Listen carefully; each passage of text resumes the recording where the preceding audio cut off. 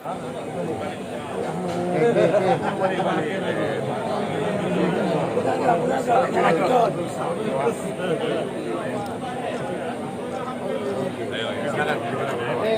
apa rencana Kadin untuk industrialisasi di Aceh, Ketua?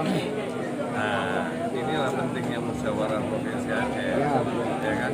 Yang pertama adalah kelas rencananya bersama dari saya semacam baik Bang Iqbal yang selama ini sudah bersama Kadin Aceh, ada Ismail, ada yang junior, apa namanya, Rizky, ada 3 ini, jadi kesenangannya satu. Apapun ini kita bertanding untuk bersanding. Jadi itu bagaimana pentingnya adalah program yang daripada provinsi Aceh untuk bagaimana bisa bersama-sama dengan usaha